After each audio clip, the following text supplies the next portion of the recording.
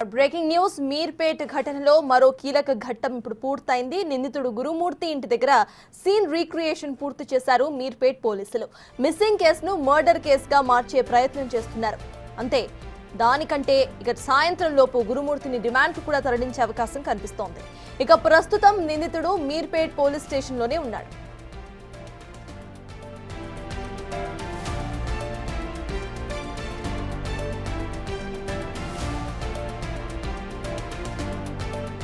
ఇదిలా ఉండగా మీర్పేట్ హత్య కేసును ఛేదించారు పోలీసులు. వెంకట మాధవిని గురుమూర్తిని చంపినట్టుగా ఇటు ఒక నిర్ధారణకు వచ్చారు. మరి కాసేపట్లో రిమాండ్కు తరలించబోతుండగా సీన్ రీక్రియేషన్ లో ఎన్నో సంచలన విషయాలు వెలుగులోకి వచ్చాయి.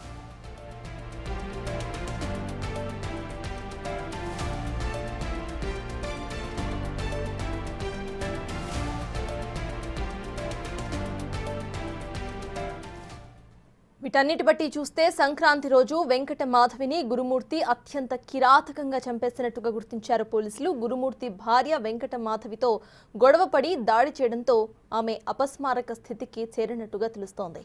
స్పృహ లేకుండా పడి ఉన్న మాధవిని ఊపిరాడకుండా చేసి హత్య చేశాడు గురుమూర్తి.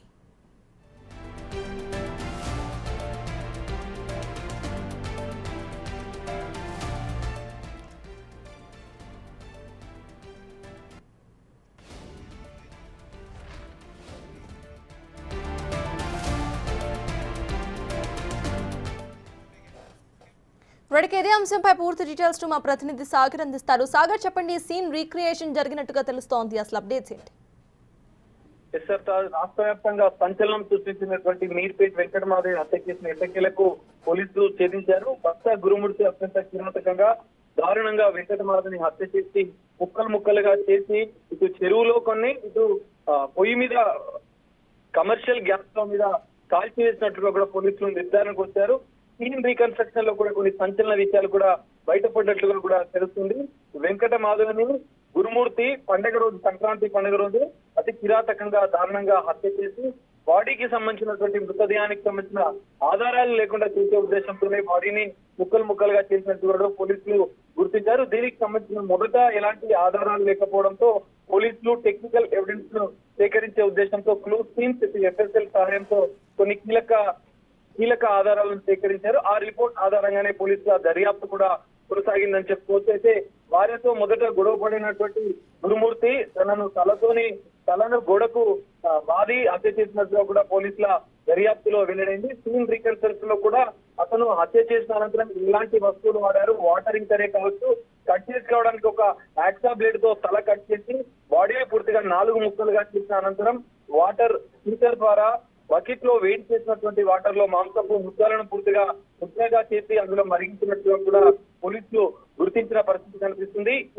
ఈ హత్యకు సంబంధించిన పూర్తి ఉదంతాన్ని పిన్ టు పిన్ ఏ విధంగా చేశారన్న ఉద్దేశంతో కూడా పోలీసులు గురుమూర్తిని తీసుకుని కొద్దిసేపటి క్రితమే సీన్ రీకన్స్ట్రక్షన్ కూడా వెళ్లారు. పూర్తిగా హత్యకు సంబంధించిన కీలక ఆధారాలు దొరికిన నేపథ్యంలో సీన్ రీకన్స్ట్రక్షన్ లో పలు కీలక అంశాలతో కూడినటువంటి రిపోర్ట్స్ తో పోలీసులు ఆధారాలు సేకరించి కోర్టు కూడా రిమాండ్ తరలించే అవకాశం కూడా కనిపిస్తుంది. మొత్తంగా ఈ ఉదంతానికి సంచలనం రేపించినటువంటి ఈ కేసులో 15 రోజుల దర్యాప్తు చేసిన పోలీసులు పూర్తిగా 4 ముక్కలుగా మృతదేహాన్ని ఆధారాలు లేకుండా చేయాలన్న ఉద్దేశంతోనే ఒక సినిమా థ్రిల్లర్, క్రైమ్ థ్రిల్లర్ ఆధారంగా కూడా సూక్ష్మదర్శిని అనే సినిమా క్రైమ్ థ్రిల్లర్ ఆధారంగానే దాన్ని చూసిన అనంతరమే గురుమూర్తి బాడీని ఆధారాలు లేకుండా చేయాలని నిర్ధారించుకున్నట్టుగా కూడా పోలీసులు గుర్తించారు. పోలీసులు దీనికి సంబంధించినటువంటి మరికొన్ని కీలక అంశాలను కూడా ఈ రోజు సాయంత్రం రాచకొండ సిపి వెల్లడించే అవకాశం కూడా కనిపిస్తుంది. అనంతరం సీన్ రీకన్స్ట్రక్షన్ అనంతరం కూడా గురుమూర్తిని రిమాండ్ తరలించే అవకాశం ఉంది. మొత్తం ఉదంతానికి సంబంధించిన కీలక ఆధారాలు ఎఫ్ఎస్ఎల్ రిపోర్ట్ తో కూడా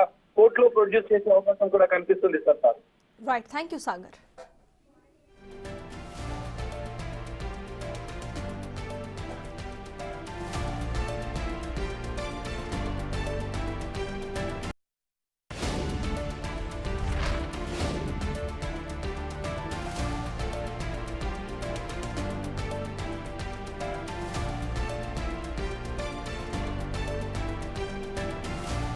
ఇక హత్యానంతరం డెడ్ బాడీని ఎలా డిస్పోజ్ చేయాలన్న ఆలోచన చేసిన గురుమూర్తి సూక్ష్మదర్శిని సినిమా తరహాలో డెడ్ బాడీని మాయం చేయాలని నిర్ణయించినట్టు తెలుస్తోంది. మొదట వెంకట మాధవి మృతదేహాన్ని 4 ముక్కలుగా చేసిన గురుమూర్తి కాళ్ల భాగాన్ని కట్ చేసి బకెట్లో వేసినట్టు చెప్తున్నారు.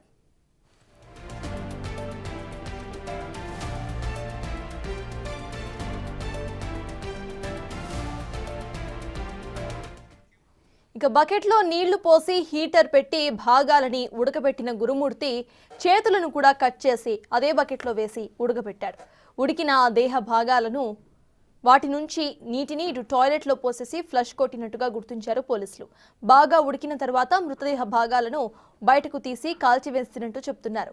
కాలిన ఎముకలన్నింటినీ కూడా ఇనుప రాడ్తో పొడిగా చేసి ఎముకల పొడిని చెరువులో చెల్లినట్టు చెప్తున్నారు పోలీసులు.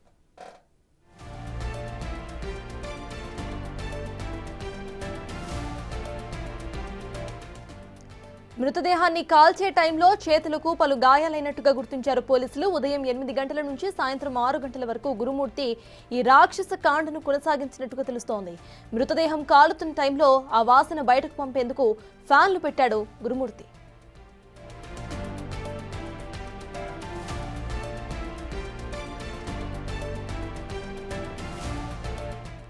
ఫ్లాట్ తలుపులు బాగా తెరిచి ఫ్యాన్లు వేసి వెంకటమాధవి మృతదేహాన్ని ఇటు కండలుగా మార్చి ఇక కాల్చివేశాడు గురుమూర్తి.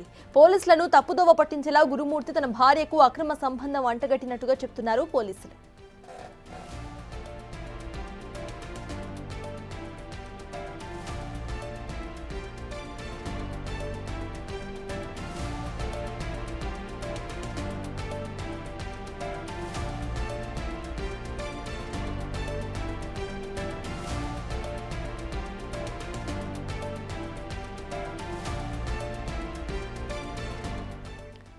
మీర్పేట్ ఘటనలో మరో కీలక ఘట్టం ఇప్పుడు పూర్తయింది.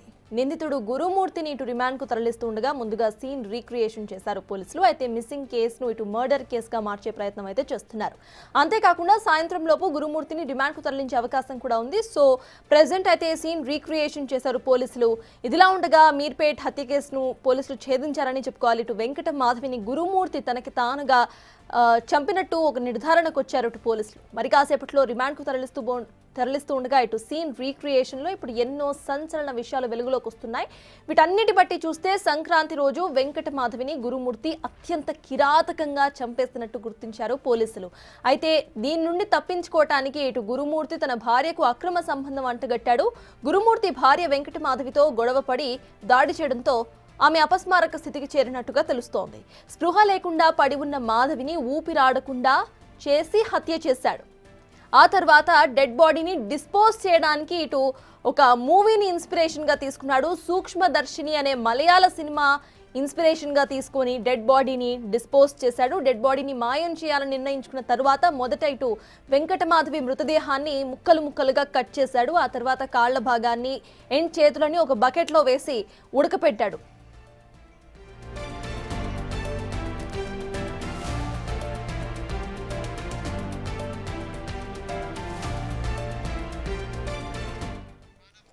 రైట్, ఇక ఇదే అంశంపై పూర్తి డీటెయిల్స్ మా ప్రతినిధి రాణా అందిస్తారు. రాణా, చెప్పండి, సీన్ రీక్రియేషన్ అక్కడ పూర్తయిందా?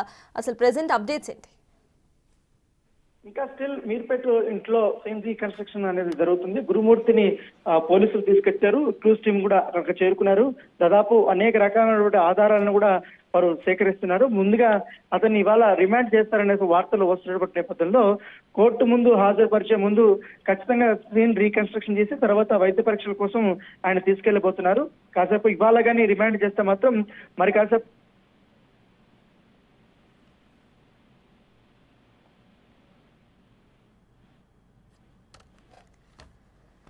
లేకపోతే కోర్టు సమయంగానే ముగిస్తే మాత్రం మెజిస్ట్రేట్ ముందు గురుమూర్తిని హాజరుపరిచే అవకాశం ఉంది. సో అతనికి ఇవాళ రిమాండ్ విధిస్తే మాత్రం రిమాండ్ విధించిన తర్వాత ఇదే రోజు కూడా కస్టడీ కూడా కోర్టు వాళ్ళు పిటిషన్ వేసే అవకాశం ఉన్నట్టుగా మనకు సమాచారం వస్తుంది. ఎందుకంటే ఈ కేసు చాలా ఛాలెంజింగ్ గా తీసుకున్నారు పోలీసులు. ఎందుకంటే అనేక రకాలైనటువంటి కోణాల్లో కూడా విచారణ చేసినప్పటికీ కూడా ఎగ్జాక్ట్ గా గురుమూర్తి చెప్పేదానికి అక్కడ కొన్ని ఆధారాలు అయితే కొన్ని దొరకనటువంటి నేపథ్యం కనబడుతుంది. కాబట్టి దాని తగ్గట్టుగానే పూర్తి స్థాయిలో ఈ ఆధారాలను సేకరించే పనిలో ఉన్నారు. ఎందుకంటే ఇప్పటికే గురుమూర్తి 2-3 ప్లేసులు చెప్పినటువంటి నేపథ్యంలో అక్కడికి కూడా వెళ్ళారు. సో దాంతో పాటు ఆయన హత్య చేసిన తర్వాత ఏ రకంగా బాడీని మాయం చేశాడు, ఏ రకంగా ముక్కలు చేశాడు, ఏ రకంగా దాన్ని పొడులు చేశాడు, ఏ రకంగా ఎముకల్ని పొడి చేశారనే అంశాన్ని అతను చెప్పినప్పటికీ వాటికి సంబంధించినటువంటి ఆధారం అనేది ఇప్పటికి లభించలేదు కాబట్టి దాని మీద పూర్తి స్థాయిలో ఫోకస్ పెట్టారు. అయితే దీన్ని ఇప్పుడు హత్య కేసుగా కూడా వాళ్ళు నిర్ధారించిన నేపథ్యంలో ఇప్పుడు దొరికినటువంటి సాక్ష్యాధారాలను బేస్ చేసుకుని అతన్ని ఇప్పుడు హత్య కేసులో రిమాండ్ చేయబోతున్నారు. Right, thank you Rana.